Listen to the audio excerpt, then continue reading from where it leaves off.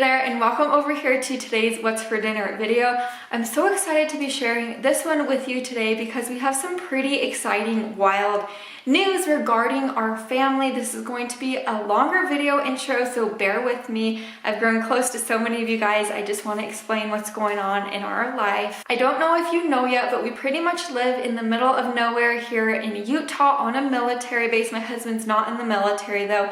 He's just a contractor.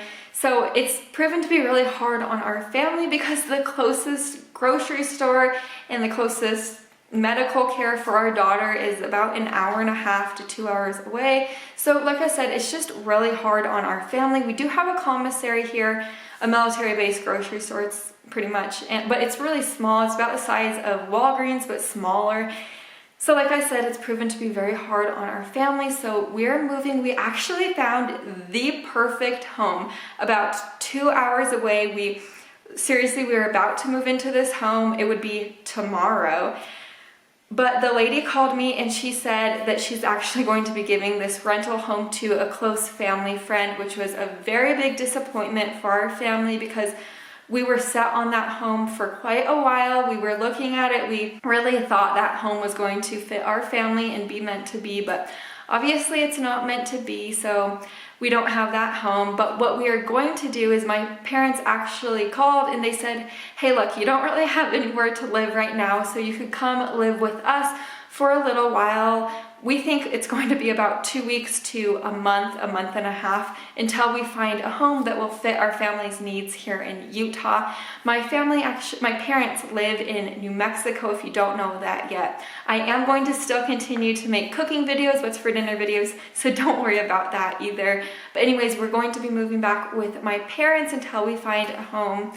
But what Will's going to be doing in the time being is he's going to be actually getting more certifications on computer training and that type of thing. He's really into that type of job field, I guess I should say. I don't know much of it. I'm probably saying this completely wrong, but he's going to be getting some certifications there, so it's online school. So that's what he's going to be doing, and we're hoping he finds a job with that in mind in the next month or two here in Utah. So I hope you guys understand and that type of thing, but let's get to cooking. I apologize that this video intro was so long.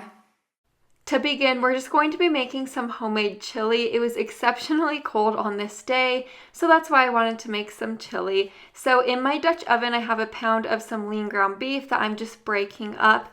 And now I'm just going to be adding in 1 bell pepper that I chopped up into smaller pieces, along with 1 white onion that I also chopped up into smaller pieces. And I'm just going to stir this all together and completely cook this ground beef.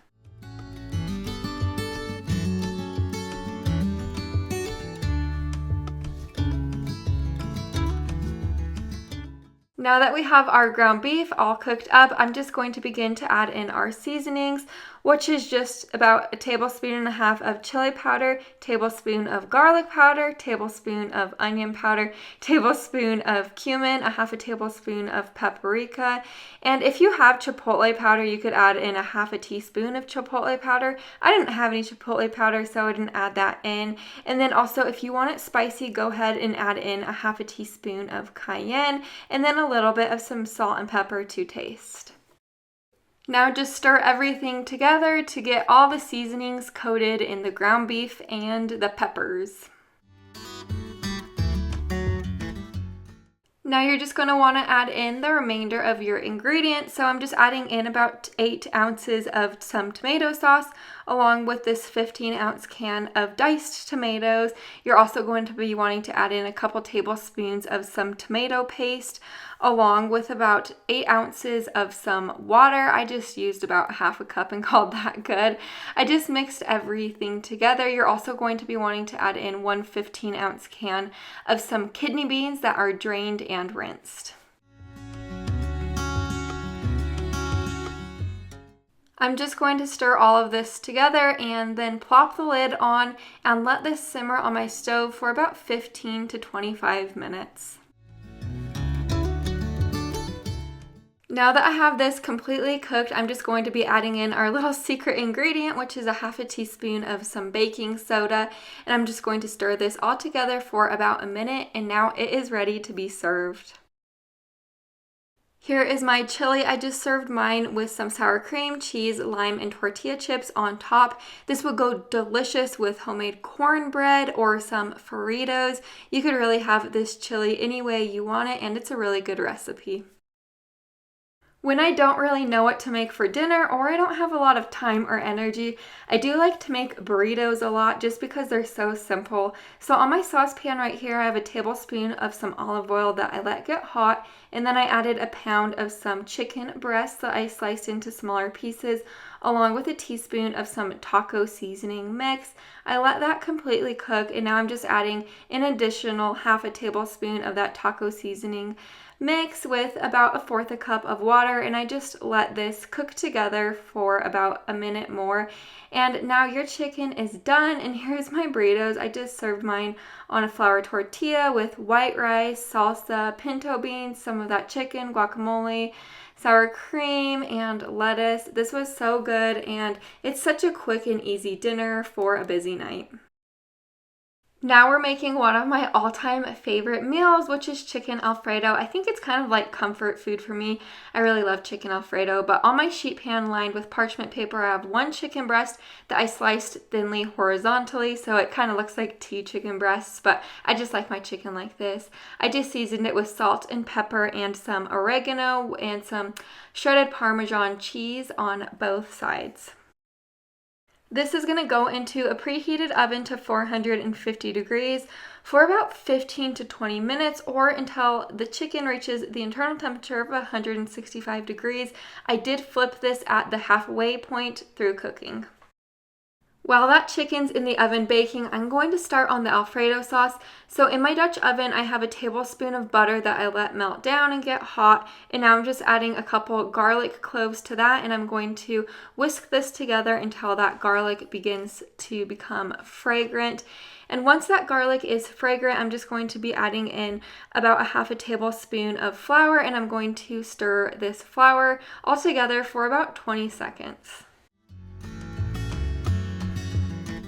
Now I'm just going to be adding in our 1 cup of heavy whipping cream. I'm just going to be adding this in a little bit at a time. I think it works out better in the end when you just add it in slowly like that, but that's just my personal opinion. Once this begins to be hot and comes up to a simmer like that, I'm just adding in our half a cup of some grated Parmesan cheese along with a tablespoon of some sour cream, and I'm going to whisk this together and let the sauce thicken. Once it is thick, I'm just going to season it with a little bit of some salt and pepper. It should get thick pretty quickly. And just like that, that is pretty much it for this Alfredo sauce recipe.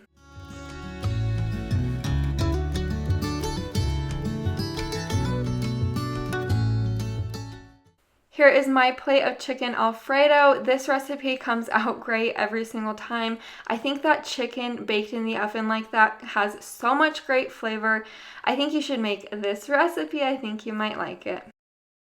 Now here's another comfort food type of meal. We're making some fried chicken sandwiches. I was craving fried chicken sandwiches for some reason on that night, so I really wanted to make them. I have 2 chicken breasts right here that I'm slicing thinly horizontally, so it becomes kind of like 4 pieces of chicken. It's just going to help fry the chicken in the end, cutting them like this so they're a little bit thinner.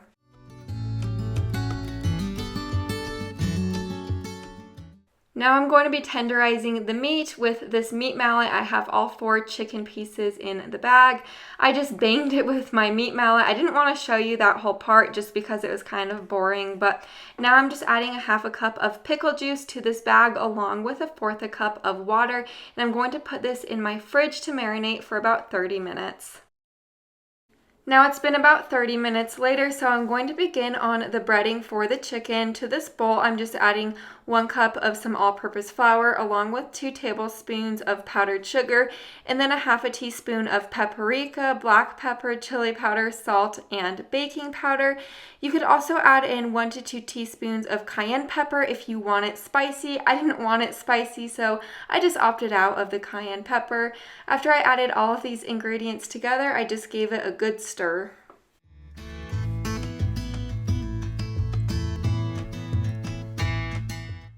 Now we're making the egg wash, which is just 1 egg and a half a cup of some milk. You're just going to whisk this together.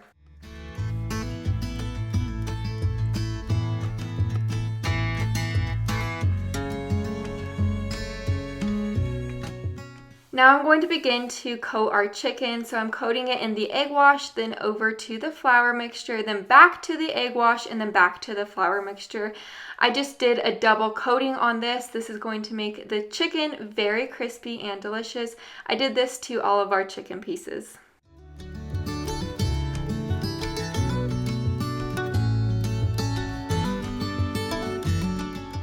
Over to my Dutch oven, I have 2.5 cups of some canola oil in there that I let get hot. I know my oil is hot when I put a little piece of flour in there and the flour sizzles, but I just cooked this on both sides for about 3 to 5 minutes on each side. I only flipped my chicken once, and here is all of our chicken pieces and our toasted buns. This is my fried chicken sandwich. I just put a few pickles on mine, served it with some french fries and ranch. This recipe is so good. I've made this fried chicken recipe a few times and it really does remind me of the Chick-fil-A sandwich. I love fried chicken. And that is a wrap of this video today. I hope you guys all enjoyed it and I can't wait to share what I'm going to be cooking up in my mom's kitchen here in the near future. So if you are new here, I'd love to have you, so go ahead and subscribe down below the video, but I will see you guys in the next one. Bye for now.